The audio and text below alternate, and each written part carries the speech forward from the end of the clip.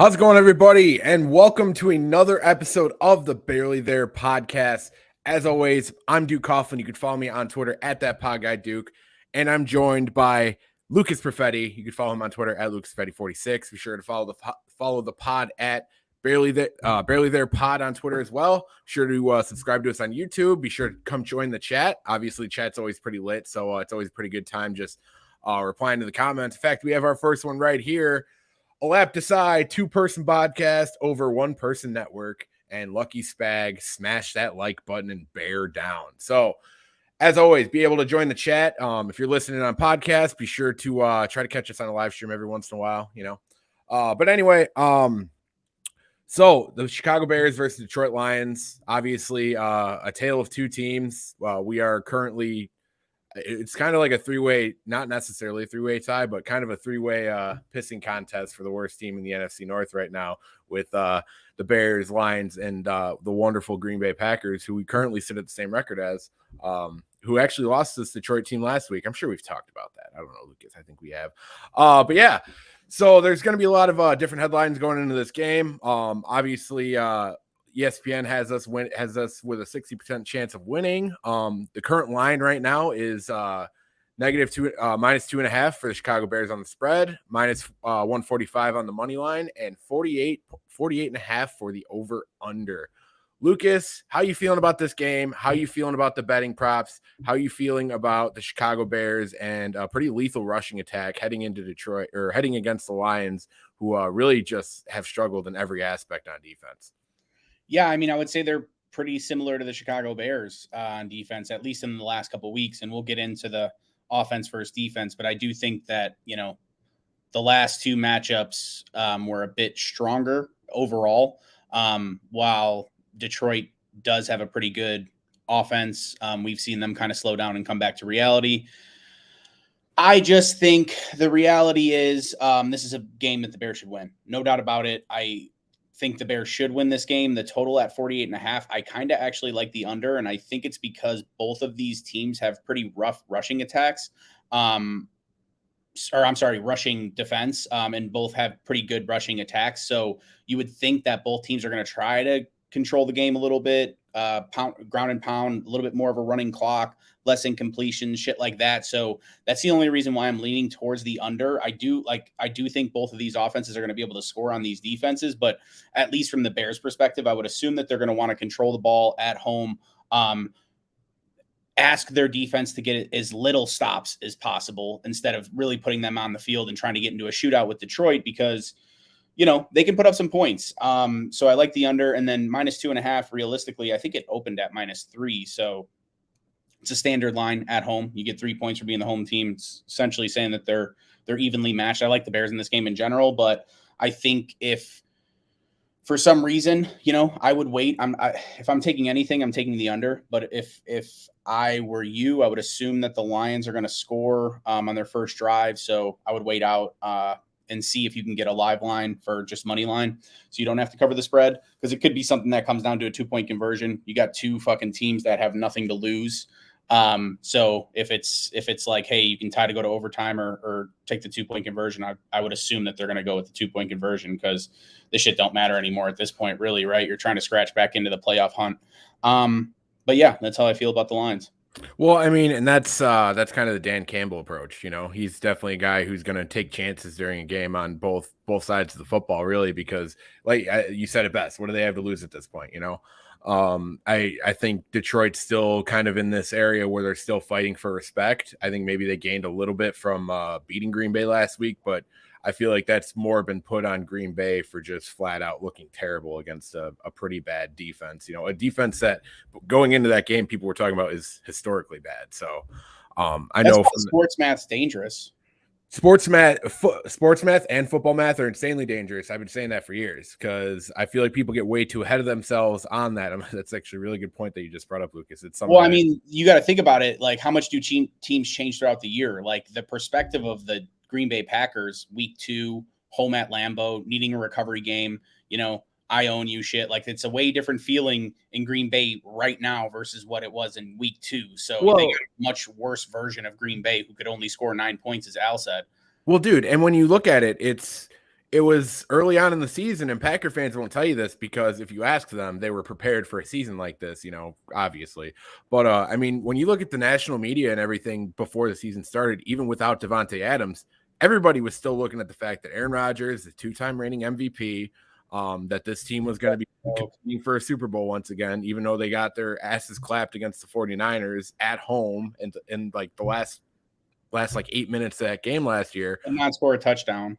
Yeah, in that first, I think that was their first playoff game because they got the bye. So like it's a situation where like this team always gets hyped up to the moon, and this is a year where it really feels like it's completely falling off the rails. Like this is where when guys like me and Lucas were saying last year that like, oh, the Packers are like the worst 13-3 team I've ever seen, and everyone's like, well, they're 13-3, so it don't matter.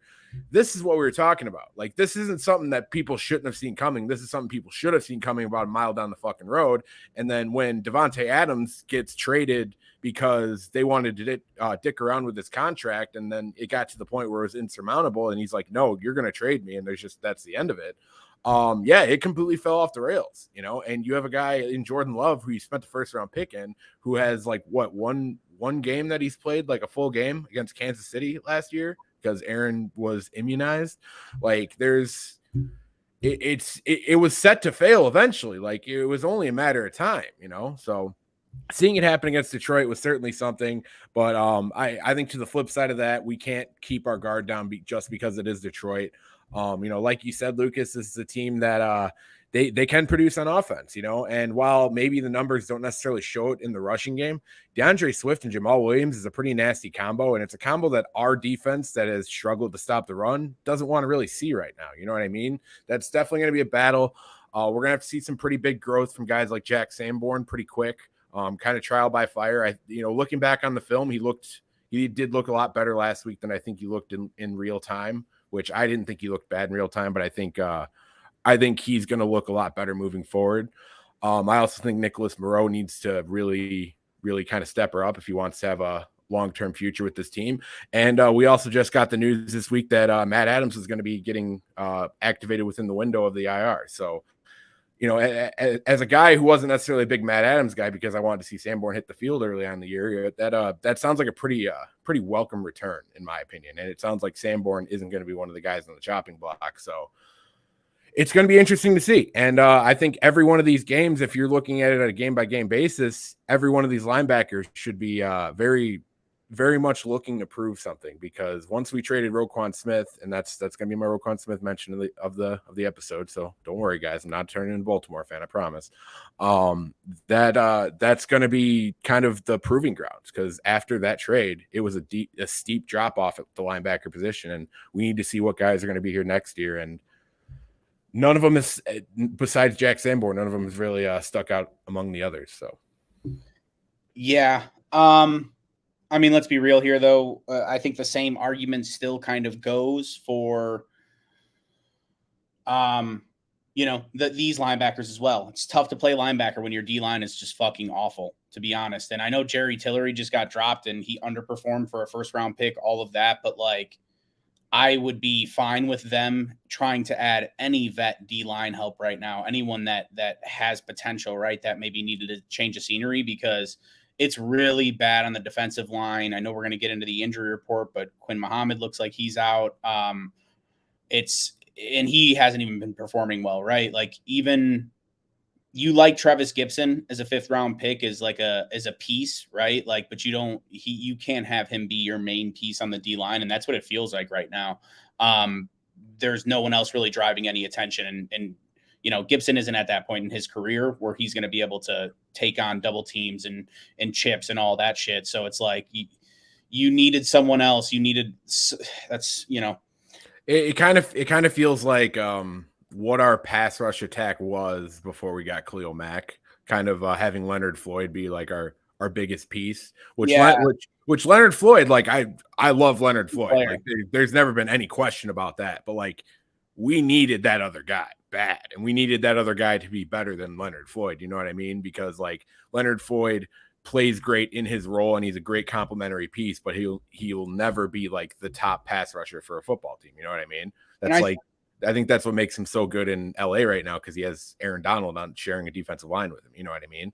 For sure. And I think that's like a big part of why I hate the idea of tanking. You think of Leonard Floyd, you think of that year and kind of who was drafted after him. You kind of, that was one of Pace's trade ups that I didn't hate, because he went up and got a guy, and you look at the guys that were drafted after him, in terms of what they were as a prospect versus what they turned into, like, not really a great spot where they were picking. So that's why I hate the top 10. I went through at least receivers, and I think I'm going to just do every position, but I feel like there's more busts in the top 10, and someone like Leonard Floyd, like, is giving you more than a wide margin of what guys in the top 10 are drafted at. You know what I mean? Like, there's so many busts. And from what I've seen, at least for wide receivers, the trend has been 11 to 20. Is really that sweet spot where like the most guys hit. And I think that's because you're taking more of the sure things, the guys that have it all on tape, things like that. Whereas some of these guys like a John Ross that projects really well, or someone that projects well, that's young. What was it? Tremaine Edmonds, right? Like some of those types of players are getting drafted first because they're young and you think there might be upside where they can be a generational talent.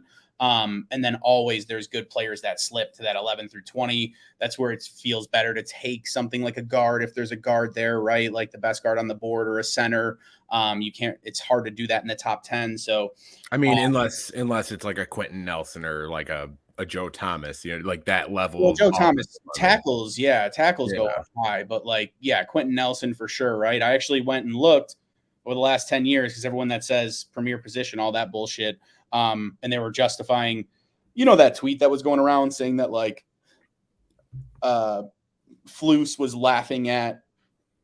That was beyond stupid and taken out of context. But yeah, out of context, all that shit. But I went through and looked, and over the last 10 years, there's only been 2 or 3 3 interior linemen that have been drafted inside the top 10. And there's been 8 off-ball linebackers that have been drafted inside the top 10. So if you want to talk about premier position, the whole thing was flipped on its head. I thought it was bullshit, and I really don't want to give it too much time of day or entertain it. But yeah, I just, that's my little rant about not tanking, because I know that's what a lot of people are thinking in the back of their head. If Detroit wins this game, then they're above us in the standings and we get a better draft pick. No, like the Bears need to fucking win this game. Like, I need to win for my morale. Justin Fields deserves a fucking win. I think we can say that much, right? Like, he's been really fucking performing at a super high level when his back's against the wall and he's having guys let him down. Flags are fucking him over. Like, let's go into Soldier Field and destroy the fucking Lions. Like, let's go control the game and beat the shit out of them. Well, and I actually replied to a tweet earlier this week, because I made a tweet about the potential of Justin Fields airing it out this week. Selfishly kind of thinking that, because like I think he rates a lot higher of a passer than I think he's currently getting credit for. I think everybody's really focusing in on the running game, because it has been fantastic, and there's no doubt about that. And he is probably the best running quarterback in football. But I think what makes him so dangerous is his arm. And I actually made a point to say, like, I feel like every Bears quarterback worth a damn has the Detroit Lions game. You know what I mean? Like they all have most of them get a couple of them, obviously, but like the Detroit Lions are like a game that you have to have that like kind of a hallmark moment. And sure, the national media will be like, oh, well, he did it against the Detroit Lions, so it's not a whole lot of depth to put into that. But like it goes a long way as a Bears fan. It genuinely does, because like that's kind of like a okay, this is the expectation against the Detroit Lions until they prove otherwise. You know what I mean? Even when the Detroit Lions had fucking, the hell is that dude's name? It's back when they were a little scary there for like the early 2010s or whatever, when they got decent. Calvin Johnson and Matthew Stafford, that connection? Yeah, I'm trying to think of the head coach. Campbell. No, the head coach, it was like Schwartz or something like that. Schwartz was there. I'm thinking of the old dude that Caldwell. Yeah. I mean, but I don't hate him as a coach at all. And they were over 500, I want to say 3 years out of 4 with him.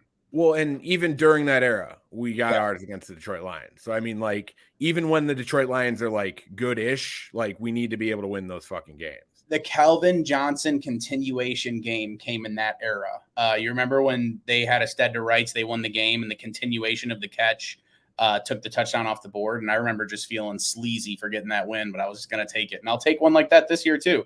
I mean, dude, it's not our fault that the NFL officials continually fuck things up. Just like how they came out and admitted that 2 of the calls in Miami game that we complained about at nauseum were fucking actually penalties. It's So just yeah, like, when it gets to the point where it's like when that benefits us, yeah, I'm gonna feel sleazy. I'm not gonna go fucking like go on Twitter and just talk about how right of a call it was, but I mean, I'll take it. You know what I I mean? just don't understand because the technology's there. Like we should be able to challenge no calls, right? Like I don't know. The technology's there, or at least the booth should be able to review it because what the fuck does a sorry letter do at the end of the week, right? Like you're talking about a completely different perspective here. If they beat the fucking Dolphins, now you're looking at a team that's what 4-5 instead of 3-6. They win this week, they're back to 5-5, and they have the Falcons next week. Now you can get above 500. Like you're talking about like completely changing the momentum of the season. Sorry, we got it wrong. Just fucking it's ridiculous when the actual technology is there to prevent that, right? And like no ticky-tacky shit, but it should be egregious. Kind of the same way that they had it implemented before where you challenge pass interferences, right? Like it has to show like absolute evidence because that would have been absolute evidence. Everyone in the stadium knew it. I don't know. And you see flags get thrown late all the time where like maybe someone's looking up at the screen or they're deliberating between each other. Like you're telling me no one fucking saw that. It just, to me, dude, it gives all the tinfoil hat theories a little bit of steam in terms of, hey, we're going to do this and we're going to do that. Like we were talking about Aaron Rodgers, like shit, man, he's not getting the calls he used to. Like he's not getting those ticky-tack bomb pass interferences that won them a lot of fucking one-score games. He Well, was I think McAfee looking like a complete fucking jagoff,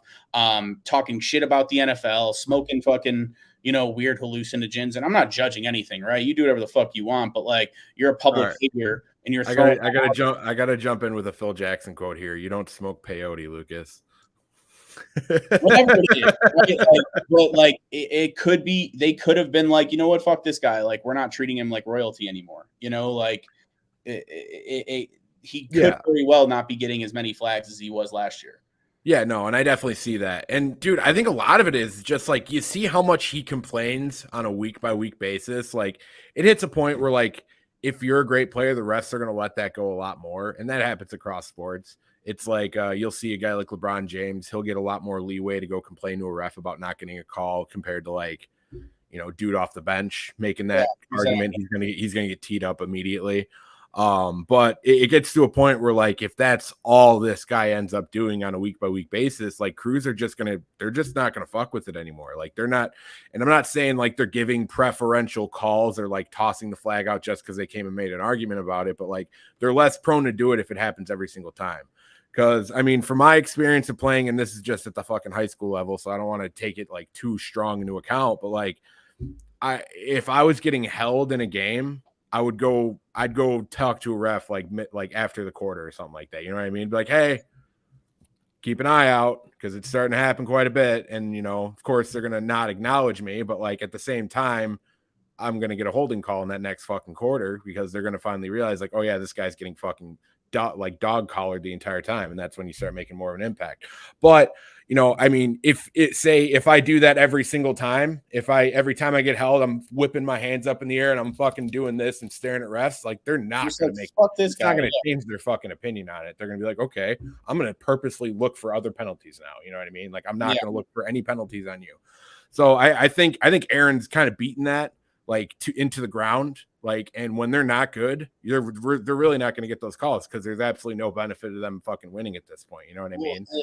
You got to think it's absolutely incredible that Aaron Rodgers went and said, this is a great opportunity to essentially shock the world and rebirth ourselves against Buffalo on prime time, where they went to literally just go get their fucking shit slapped. And then nobody outside of Green Bay thought they were winning that game. And then they lose to the Lions after that, bro. So like, if there's one bit of a positive to take from this season, is that it's going like this for the Bears and the Packers. And I don't mind seeing success for, I don't want to see it for the Vikings for too long, but I don't mind seeing other people compete for the division. I fucking hate that team. So it's a beautiful thing to see, dude. Aaron Rodgers' receivers are coming out that they hate him. This is like the 6th time now. How many times can you defend him, by all the Packers fans saying like, oh, it's just Greg Jennings or it's just this, right? Like, no, like now there's a fucking laundry list of wide receivers that have complained about this guy for being a shitbag. Well, just wait for it, because Randall Cobb's going to come out and make a comment that like, oh, we love Aaron, and all the Packer fans will be like, see, and it's like, oh yeah, because Aaron definitely didn't fucking get Randall Cobb like an extra 2 years of his NFL career by getting him to Green Bay or anything. Not like he was fluttering out in the NFL elsewhere, but actually I think it's because fuck the Packers, dude. They're getting to the point of irrelevancy where I don't want to talk about them on a week by week basis, because like, just because I feel like that'll piss them off even more when they're not getting talked about. They suck. Yeah, dude. And Rasul Douglas even said like, we lost because we sucked, and like that shit made my week. Spag did bring up a pretty good thing up here in the chat. I do want to touch on. Did you guys see that Mike Martz apologized about Justin Fields? And yes, I did. I did see the former coach of one of the coaches of the 0-16 Detroit Lions apologize about his terrible takes regarding the Chicago Bears quarterback. Another guy I don't necessarily want to give a whole lot of attention, because it feels like he's kind of throwing shit at the wall these days to kind of stay relevant. I never thought he was that great of an offensive mind in the first place. So really what he says doesn't take a lot of like fucking merit for me. Traded Greg Olsen for a 4th round pick. I think that's all that. The most relevant thing he ever did was the fucking St. Louis Rams after Dick Vermeil, and basically got handed Kurt Warner and decided, oh yeah, Kurt, you're washed. I'm going to replace you with Mark Bolger. So like, this guy does not matter to me. Like, he's been hated by a lot of his former quarterbacks. Jay Cutler, obviously not a Mike Martz guy. And he's a guy who's really taken a lot of fucking, he's taken a lot of grief over the end of his career, but he doesn't really hold a lot of sour grapes. But you bring up Mike Martz to him, it's kind of a tone change. So that says a lot about Mike Martz in his own right. But yeah, no, it is kind of timely to bring that up, because he did talk about it when he was originally going at Justin. It's like, I was on the 0-16 Lions, and like this Bears team looks worse than that. And Justin Fields just doesn't look like a legit quarterback. He looks like a runner. And it's like, yeah, well, you look really fucking stupid, and you going back on your word. While it's a little admirable, your history of talking about the NFL and coaching NFL offenses just completely sours me on you altogether. So, I mean, yeah, he's a fat prick. I have nothing to say about him. That's nothing good, at least. Yeah. All right. Well, I mean, if we are going to talk about something, though, I feel like we should talk about a little stat that we actually found. By the way, my favorite quote of all time of Jay Cutler: "Tell Mike Martz, say fuck him." I almost wanted to get that shit tattooed on my forehead just because of how great it was. So one interesting stat we came up with before we came on the show, and I feel like it's important to bring up here because, Lucas did make a pretty good point before we came on, talking about how a lot of Detroit's offensive stats have come in garbage time. And I definitely agree with that.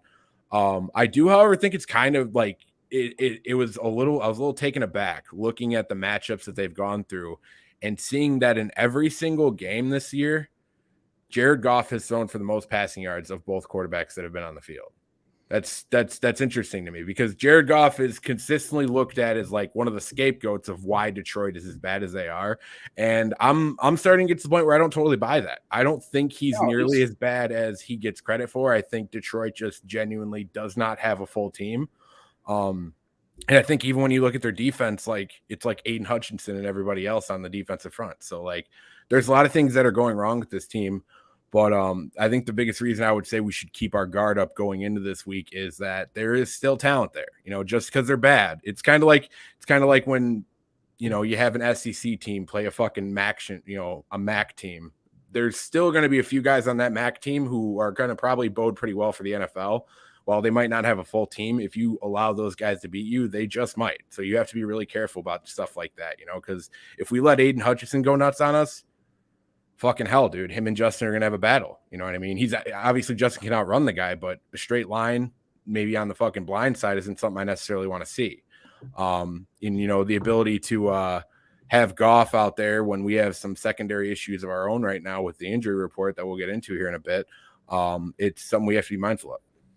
Well, yeah. And I mean, don't even forget to mention, I know he's coming back from injury, but DeAndre Swift, like very versatile back. They have a great 1-2 punch as well. And that's why I feel like it's going to be kind of more of a ball control game, and let's limit our defensive possessions not as much as our offensive possessions, you know, and why I'm leaning towards the under. But realistically, I think Jared Goff is not the source of their problems, but I also think you get into a couple shootouts, or at least like that Eagles game specifically is sticking out to me, right? Because everyone kind of compared it like, oh, the Eagles are fantastic.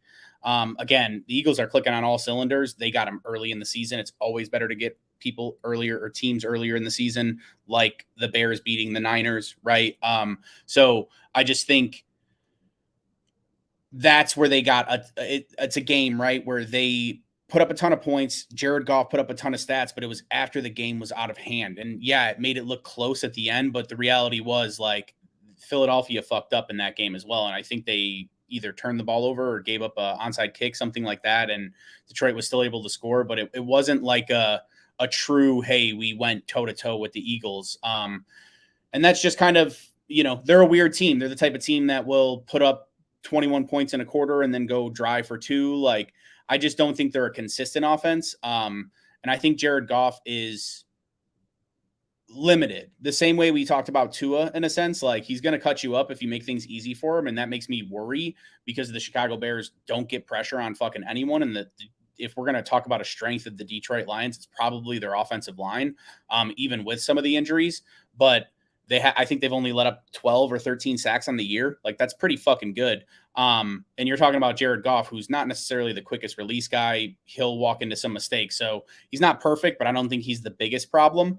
I just, you know, I hope Alan Williams kind of went in and said specifically, like, yeah, some guys aren't executing right, but schematically, I think we need to do a lot better job coaching. So maybe Flus is in the room with him a lot more in the defense right now. I do think we're going to see the Bears defense start to come back. Like, we're not as overpowered, right? It's not Tyreek Hill and Jalen Waddle or CeeDee Lamb and Michael Gallup. It's Amon-Ra St. Brown and no more TJ Hawkinson, right? Like, it's not nearly as threatening. So I would assume the Bears are going to be able to get a few stops this game because it really feels like, you know, they're getting a couple stops in the fourth quarter in the last couple, right? Like, they're not really getting stops throughout the game. So I don't know. I think it's the type of game where their offense is good and they are ranked up there, right? But they started off a lot hotter as well. Their first 4 games versus their last 4 games, like, there's a big difference in it. Whereas, you know, the Bears started off really slow and picked it up in the last 4 games, so, or 3 or 4 games, right? So I think it's kind of it's a game that's up for grabs. And I'm not saying the Bears are going to like overwhelm them on defense at any point. I hope, like I said, Alan Williams, I can't tell you how many times I scream, like, at least simulate pressure. They rushed 4 against Tua so many times. It was disgusting. And they were never, like, the few times they did get some pressure on him, he was throwing the ball in the fucking dirt. He was, you know, throwing it 3 yards shy. Like, it was terrible. So let's take some risks. I'd rather give up a big play at this point than just let not great quarterback methodically rip us a fucking part. Like, let's take some risks and let's blitz some guys and have some deep safeties and, you know, be more willing to give up a big play. I know that they're a bend don't break style of defense, but it's just get a little bit more aggressive now. Like, you don't have the horses. You gotta start to send 5 guys. You got to start to send 6 guys and heat up some of these quarterbacks. I'm not telling you to do it against fucking Josh Allen or Patrick Mahomes or any, like, it's Jared Goff. It's Tua. Like, let's fucking heat these guys up a little bit. Well, yeah, and I think this is a good opportunity, like, to even see like what a blitz package for this defense could look like in games like this. I do like that you brought up that the Detroit Lions have a good offensive line because I don't think that they get enough credit for that.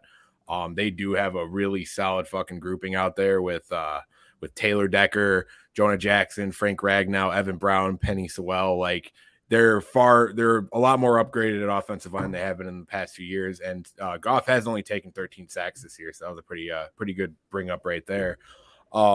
Yeah, man, I honestly wouldn't mind us sitting in base, our actual base 4-3. Maybe seeing what a guy like Joe Thomas off the edge can do, because I know he did that type of pass rushing a little bit when he was in Baltimore. I wouldn't mind seeing us get a little bit creative with that, even some nickel blitzes with like Kyler Gordon or something like that. We're not even seeing a lot of stunts, like interior stunts on the D line. Like, just fucking throw something at him, dude. Like, yeah, and I mean I think that goes back to your original point that we're kind of drowning when it comes to our interior defensive line. You know, like I think Justin Jones has been a little bit. I think he's been a little bit better than maybe he gets credit for. He's definitely a guy who can stick around next year.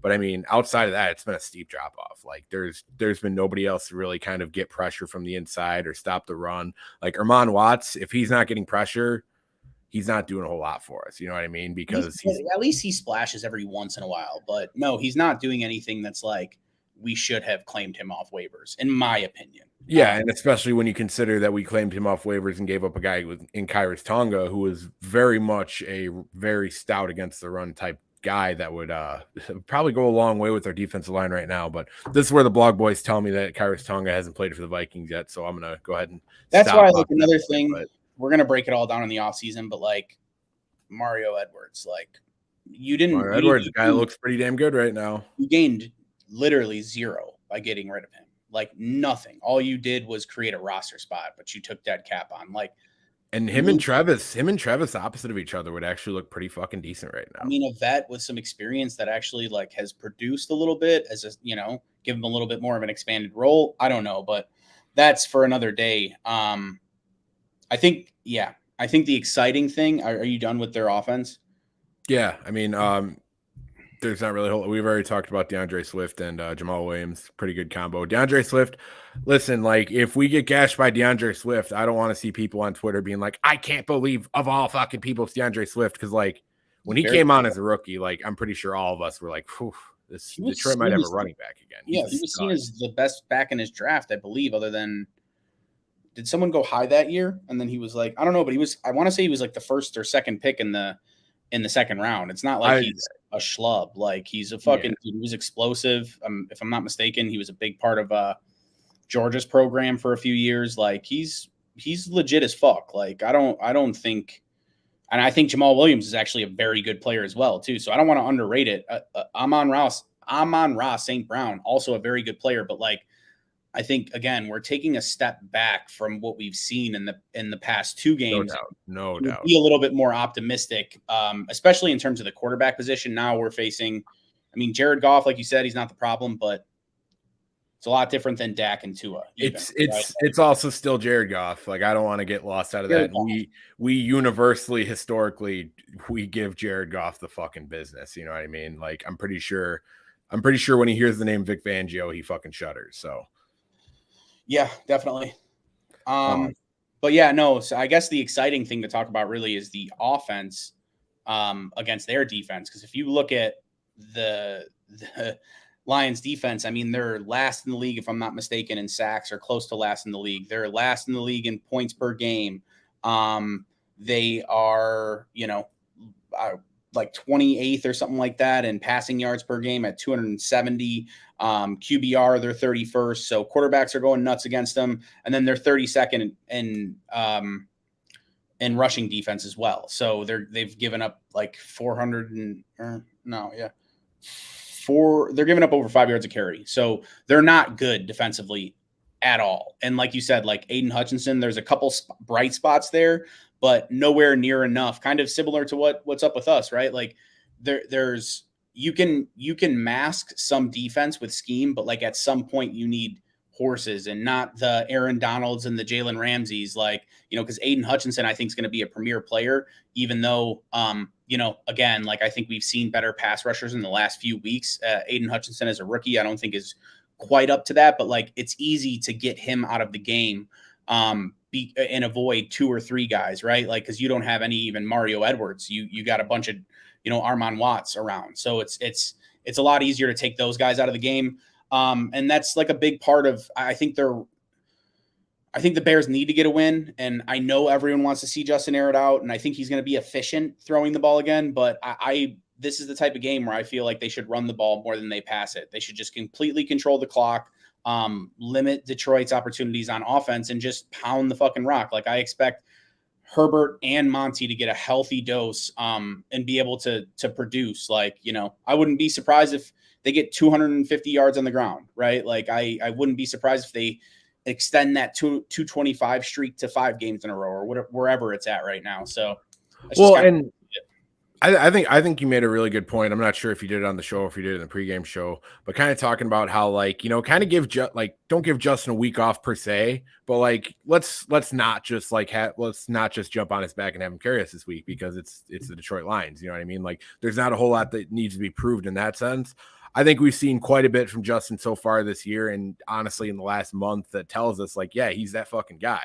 So, like, I wouldn't mind seeing us kind of go with that strategy that you're talking about, Lucas. Really run heavy, get Herbert and Montgomery both involved. And just, dude, have Justin make some layups either on a rollout or in the pocket. You know what I mean? Make an easy day for him, because they're not gonna get to Justin unless we're failing miserably up front. Like, they're not going to get to Justin. Yeah, the offensive line has gotten better for sure. Aiden Hutchinson is the guy that you have to fucking worry about, but Braxton Jones, I have a lot of confidence on. I think my confidence in Braxton Jones has only gone up every week. He looks like he's going to be our left tackle of the future, if not right tackle, depending on what we do in the draft. But that's conversation for another day. And Riley Reif, like, that's a guy who is very experienced dealing with top tier pass rushers, and I thought he did a really good job against both the Cowboys and the Dolphins, which are teams that have some absolute killers on the outside. So whoever is going to be lined up against Aiden Hutchinson, which I'm assuming they're going to move him around because they've been doing that quite a bit with him, because obviously they don't really have an edge rush from any opposite end. I'm pretty confident in that. So have Justin be able to sit in the pocket and make some decisions, if it gets to points like that in the game. Have him make the layups. This is like this is a game to, like, hone it in, I guess, for Justin. Like, we know what you can do on the ground. Like, there is zero doubt about that. We even know what you can do in the air. Like, we don't need you to make, like, even just ridiculously long throws or fucking make, like, 40-yard throws down the field. Like, hit some first downs, get Cole Kmet involved, get Claypool a little bit more comfortable, get Mooney involved in the underneath and let him run a little bit, stuff like that, while getting the run game going. Because when you're able to dominate with the run, and, like, this just goes back to football 101, when you can dominate with the run, the passing game's wide fucking open, because teams are going to have to get to the point where they're like doing everything in their power to stop the run. But and that's what I'm getting at, right? Like, I see this being very similar really to those last couple drives against Green Bay, where the Bears just continually ran. But I see it being like chunk plays. I don't see it being like, 3 yards in a cloud of dust and we're going to get 4, 4, and 4 and everything's going to go to third down. Like, I think running the ball is going to keep them ahead of the sticks. And then, yeah, there's going to be some layups that are downfield shots, right? So I'm not saying don't throw the ball, right? But I feel like you can lean on your running game a lot more than you have in the past 2 weeks. And it would be, it's great seeing Justin Fields play hero ball, but let's execute some easy shit and give him some more layups than he has gotten in the past. Well, and let's get guys up to speed. Let's get guys that are comfortable playing and having them carry the load on offense as well. Because while it is awesome watching Justin Fields carry the load on offense, and I mean, based on some of the replies to the tweets I've gotten this week, a lot of people want Justin to just carry the offense every week. Like, I want to be able to see some other guys get involved. You know what I mean? And that's not I don't think Justin can do it. It's like, no, we just don't want Justin to have to do that every single week. You know what I mean? Like, it gets to the point where, like, you're gonna wear the fucking guy down both mentally and physically, and we don't want to fucking do that. Exactly. You know what I mean? That's my thing, right? Like, you just don't. Not that he's been taking a ton of hits while he's been running the ball, and I don't mind him running the ball because he's built like fucking, he's built more like a running back than he is like a quarterback, right? So he's a big guy. He can take the hits, but it's like, I don't know. I just think that's the way to go this week. I think let your running backs go to work. I just feel like that's going to be the best course of action to win this game. Because again, the defense is a liability and their offense is pretty good. So, like, let's limit the amount of times they can make plays. Let's, force Jared Goff into 1 or 2 mistakes, or because the Lions are fucking weird, right? They're the type of team that, they should have won. I'm trying to think, like 2 weeks ago. And Jamal Williams loses a fumble for the first time in his fucking career in like 400 carries at the goal line to go ahead and score. Like, they're a weird ass team. And that's why I hate the idea of tanking too, because it's hard to wash that stink off of you, right? Like, look at what the Jaguars did. They kind of went all in terms of salary cap this year, and they're okay, but they're not great, right? And the future doesn't look bright. So all these teams that continually pick in the top 5, like, you see them there in the top 7 regularly. The Falcons, the fucking Panthers, the Jets look like they found some success, but it's like 5 years of fucking tanking, right? Like 5 years of miserable football. So, well, dude, and even you look at the Dolphins, which is a team that's one of the better teams in the NFL this year. Like they're still pretty deep into that fucking Tua contract, and that's something they're gonna have to address eventually. And they've already paid a lot of other people's on that fucking team. Like they're a team that like tanked for that long, and then they have essentially have like a 2-year window to figure it out before they have to start paying people. You know what I mean? So like there's positives and negatives to it. I'm not big on the idea of tanking when you have a guy like Justin Fields who's proving that he is that guy. Especially because that contract is going to come up. You know, Lucas, me and you have talked about it, not on the show, and it's something we're going to have to talk about moving forward because it's eventually going to be the elephant in the room. But like, you can't just assume that a guy is going to take less money to fucking hang around and have a team built around him. Not like very few people go the Tom Brady route of like taking less money to have pieces built around him, you know? So like, if anyone assumes that could be something that Justin does, like don't assume that. Like, is it something that he could do? It's certainly possible. You know, Justin's a pretty high character dude. Like, he seems like a guy who really wants to fucking win the NFL. But like, you have to understand that like with tanking, we lose every year we tank, we lose a year of that Justin Fields contract, and it's gonna come. Like, you got to pay the piper eventually. You know what I mean? It's just one of those fucking deals. So that's why I'm not big into tanking. If you don't have your quarterback yet, I don't care that much. if it aligns, right? I understand it then, right? Like if, like even Trevor Lawrence, he was looked at as a pretty sure thing prospect. Like that makes sense. Tanking for Tua does not make sense to me at all, especially with a hip injury. Yeah, hip injury that has just continued to fucking linger since Alabama. The Colts obviously did it for Andrew Luck. Yeah, that makes sense. I would do it for if we got fucking year one Andrew Luck for like fucking. Yeah, I'm doing that. I'm also That's doing what I'm saying. Like it makes sense if it aligns with certain years, and then there's always the possibility that guy doesn't want to play for your dog shit team that tanked. So then they go back to school for one more year. Like we've seen it happen. Or you get the San Diego Chargers approach where Eli just basically tells you to go fuck yourself. I'm not going to play for you if you draft me. Exactly. So, yeah, quarterbacks just kind of have a lot more of that say. I don't know. I just hate the idea of tanking. I hate the idea a top 5 pick's not going to make a difference next year, right? Like, and it's tough. You think about these kids, like a lot of them, especially when they come from programs like OSU, Georgia, Alabama, they're winning. They lose 2 games in their entire fucking career, 3 games in their entire career in college. And then you go from a team, you go to a team and it's like you're 6-10, and then you want to have a little bit of faith reinstilled in the organization, right? Like maybe if the Bears go from 6 wins to 8 wins, he's like, oh, okay, cool. Like we got a bunch of money. Like, I'll be a team player. Maybe he's more willing to take a team friendly deal on that under those circumstances. But if it's, hey, you lose a bunch of games for a draft pick and then you get a 3 technique, and then fucking, come out next year and you still only win 7 games. Now you're 3 years through the fucking contract.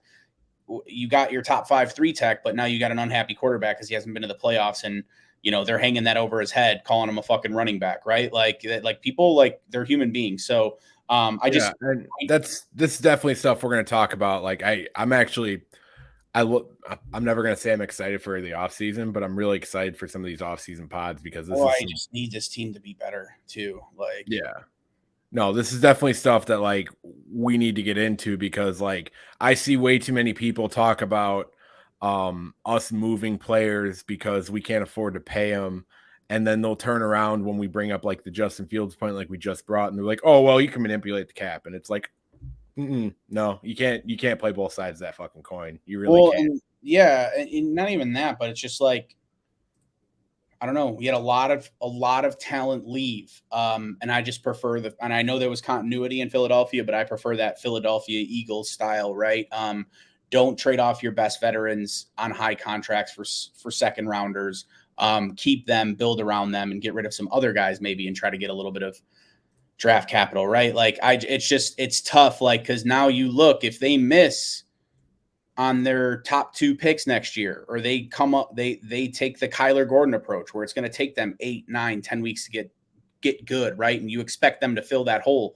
Like now you already have, you spend a couple contracts, maybe one doesn't go right? Like, or you have a guy get hurt. Now it's like, okay, you still have as many holes, you still have as many losses, you've created a losing culture. The people in the locker room feel that way, right? Like you do need a true leader. And I like Flus. I don't foresee that happening, but that's what I'm saying. Like, it's just the idea of spreading losing culture. Like, how long did it take the Browns to get out of being just dog shit. The Bengals, like a lot of these teams, the Jaguars, the Lions, the Falcon, like there's so many bad fucking years, year after year, and it's like it gets you into slump. The Giants were like that. The Jets were like that. Like it's just what the bad teams are and the good teams are. Yeah, no, and I mean they usually end up being the same teams throughout like 10 years. So like quick rebuilds are a fucking myth if we're being totally honest. Unless you have a team unless you have ownership that's willing to go against the cap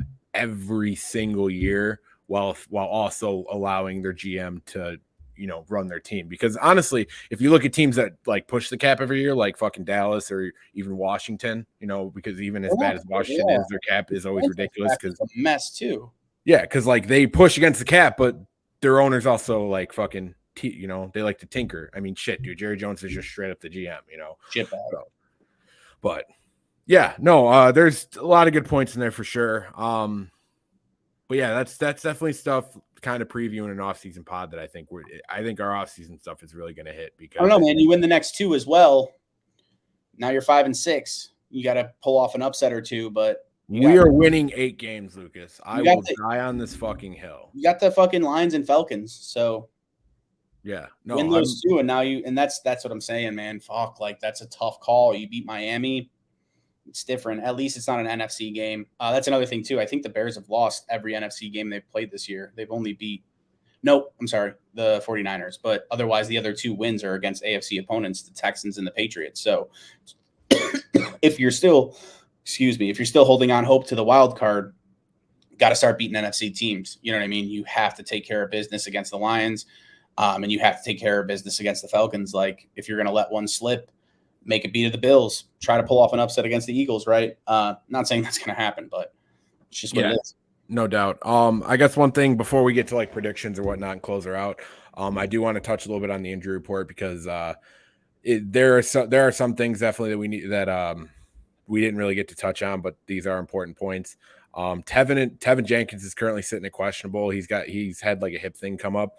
I personally think Tevin's been playing a good chunk of the year injured anyway. He just hasn't quite been saying it, and it hasn't been reported. But I definitely see a little bit of gimp in his step sometimes, and he's definitely a guy who's playing through it. He's sitting at questionable. I'd be stunned if he didn't play. Jalen Johnson, he had an oblique thing come up on Thursday. I'd be surprised if he didn't play as well. Both these guys have been limited all week in practice. Al-Quadi Muhammad has not practiced all week with a knee injury.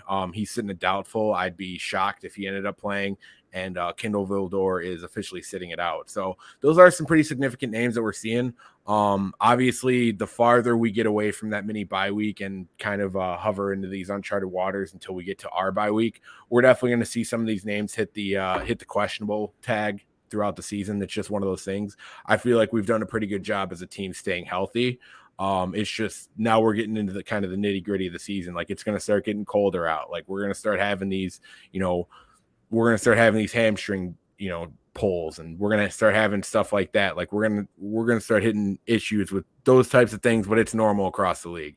And then with Detroit, Kirby Joseph, I think is the biggest name I think on here. Just based on what he did against Aaron Rodgers last week. Obviously he had probably his career game. And if you're a Illinois Illini fan or a Big Ten fan, you know who Kirby Joseph is. He's a pretty good player in college. He's sitting in concussion protocol right now, but he has practiced in some form throughout the entire week. So he's sitting at questionable. I'd be shocked if he didn't end up playing, but definitely a guy that we need to be mindful of in their secondary. Especially when you have a guy like Jeff Okudah, who's given up I think he's given up almost 500 yards on the season through the air. That's definitely something we need to take advantage of if we do end up throwing the football. So avoiding Kirby Joseph, there's definitely ways to get around that. So yeah. Where did Jeff Okudah go to college, by the way, Lucas? Ohio State, top 3 pick. Sure thing. One of the most sure things to come out at corner. He was getting Revis comparisons. Yeah. No, I just want cure your fucking franchise. I'll tell you that much. Just wanted to make sure I had that right. Mm-hmm. DeAndre Swift, Frank Ragnow, and Jamal Williams have all been on the list at some point this week, but they're all set to play. So, yeah. I mean, for, Josh Reynolds, he is one of their starting wide receivers. He will be out with a back injury. So, that is another weapon that they're going to be losing out on, especially with the fact that they lost out on Hawkinson after trading him. So, Yeah, no, this is a very winnable game. Kind of taking Reynolds this. is decent, by the way. Yeah, Reynolds he's not a sexy name by any stretch of the imagination, but he's been a pretty solid player for him. What's up with your boy Quintez Cephas? Cephas has been dealing with a foot injury, I think, all year. Cephas has been. I don't think he's really played much this year, if at all. And then DJ Chark, who was a guy, honestly, that me and you were really high on about the Bears getting. Yeah. And he's been pretty beaten and battered for the most part this year too. So that's a guy that I'm kind of glad we're not seeing. But in all honesty, I wish he was staying healthy and playing a little bit better because I do really like TJ Chark as a player. But I think that puts us into our bold predictions, Lucas. You got anything crazy you're thinking of? Yeah, the Bears running backs are going to have 28 plus carries for a minimum of 175 yards. The Bears running back, not just the running game with Justin Fields, but the Bears running backs. 28 carries, 175 yards, 3 touchdowns between the two of them. And I'm going to say that David Montgomery has a better game than Khalil Herbert. Wow. Okay. I mean, that's not too hot of a take because Monty is the more proven guy for sure. But I do like yards per carry. I'm not going to get in the yards per carry conversation with you right now. I'm going to say that's because I think Herbert's leading the league in yards per carry, and he leads Montgomery every single week in terms of yards per carry. So yeah, no, it's kind of fucking gross actually that what Khalil Herbert's been doing this year. It's been pretty impressive. But yeah, I'm still of the idea that I want those two to stay together. Like I want those guys to be fucking handcuffed. I hope they piss back to back. You know what I mean? But all right. So I guess for my bold prediction, I'm gonna go with my boy Jack Sanborn, and I'm gonna say he gets over 10 tackles this week, and a tackle for loss. Ooh, okay. Okay. I think the more he gets comfortable in this system, the more he's allowed to play within himself, the more he's allowed to kind of get up to speed on the NFL level. I think the better he's going to end up doing. And since you won't let me pick interception props anymore, because I think a Brisker. I think a Sanborn solo interception prop would be acceptable. I'm not going that far. I was thinking about forced fumble, but I think 10 tackles and a tackle for loss is a pretty good bold prediction for him this week. I think that gets him fucking rolling, and then you're going to start seeing those other plays start to kind of come to fruition. But all right, score prediction. What do you got, Lucas? Well, let's read Al's bold prediction. Bold prediction: Bears force 4 turnovers, and Eddie Jackson takes one to the house. I would love to see it. Would love to see that, honestly. But my score prediction is the Bears 31, the Lions 20. Bears 31, Lions 20? Mm-hmm. Okay, I like that. I will say I like the over. No, I like the under. I will say Bears 28, Lions 17. I think we hit a point where we're doing well on offense, where we just actually don't take a field goal in a situation where we probably should, because we want to kind of really get this offense juiced and going. I think you look at the points that we've scored the last few weeks against teams with far better defenses than the Detroit Lions. But I also do like the idea of your approach, Lucas, where we kind of control the football, win the line of scrimmage, and kind of just try to dominate in that sense. That 28 could go a lot higher. Honestly, I think if we're not scoring 28 and we're really going at it, I could see us scoring in the 40s, just because like we have a lot of juice on offense right now. But I think 28 is a pretty safe bet. We control the football. We don't give their offense opportunities. That sounds very much like a Matt Eberflus type setup. The more I'm looking at his game planning, the more he is pretty good at identifying the strengths and weaknesses of entire teams and not just one side of the football. I think he's been doing a pretty good job with that. So yeah, I like that. I like that a lot. Obviously the Bears are going to be taking that 28 and the Lions are going to be taking that 17. Wouldn't mind seeing some turnovers. I didn't realize the lap was part of the podcast now though, and we're going to read out his bold predictions every week. I don't know if I agreed to that. I don't know if I will agree to that unless Al wants to make a guest appearance on one of these episodes, or if Al wants to be our stat guy, we can certainly negotiate that. But yeah, I'm changing mine to 31-17 then, and it's exactly at 48. So then it's under. Because I do like the under in this game, and I always like Stephen A. Smith myself, where I just like say something at the beginning of the show and then completely fucking go against it. So 31-17. That's my. I always find myself in that with the over under, like, because I'm always like, I like this under a lot, and then I like write down a score and I'm like, fuck, no, that's over. Like, I do like the under in this game a lot. Yeah, I do that quick meatball math every time because I always remember what you say about the over under to start the show, and then we get to the score predictions, and then I think about your score prediction. It's like, wait a minute, does that add up? I catch it always, but I always fuck it up first. Yeah, have to. It's just part of life. Yeah, no, it's just part of the barely there experience, honestly, at this point. Like we're gonna fuck shit up, but yeah, we're gonna continue to roll. Alap, I don't know if this show will still be going when you come back from your trip, considering you'll be gone for the next 3 years. But anyway, this has been the Barely There pod. Unless Lucas has anything to go on, which I think we've heard Lucas talk enough, honestly. I could stare at him all day, but the less he talks, just win the game. Just win the game. Yeah, no, for sure. Beat the Detroit Lions. Like, don't go out there with your fucking, don't go out there with an immunized mindset and think that you need to do mushrooms on the 50-yard line to throw 4 touchdowns against the Detroit Lions. Just go out there and do it, baby. That's what you got to do is to score 9 points. Yeah. Oh, so from what I've heard, man, pound the Eberfuel. Let's have a good defensive performance. It's been kind of annoying watching how we've been playing defense lately, but it's understandable with the talent we have out there right now. Secondary, I want to have a big game. But yeah, it's been the Barely There podcast. Be sure to subscribe to us on Spotify, Apple, wherever you get your podcasts. Be sure to rate us. That goes a long way with kind of getting us up the algorithm. Be sure to subscribe on YouTube as well. We've been getting some pretty good YouTube feedback for sure. I've actually been watching some videos, when I go on my tinfoil hat times or when I'm watching people get hacked by scammers and stuff like that. And I'll actually see a Barely There video pop up after it's like your recommended. Like, yeah, I'm subscribed, but it's still kind of cool because that's not something that necessarily is very easy to pull off unless you're handing over a lot of money to YouTube, which we don't hand over a dime. So yeah, be sure to continue to support us. I'm Duke Coughlin. You can follow me on Twitter at @PodGuyDuke. As always, I'm joined by Turn Down the Speakers, the Ayatollah of Capicola, Lucas Perfetti at Lucas Perfetti 46. We've been Barely There, and bear down. Bear down.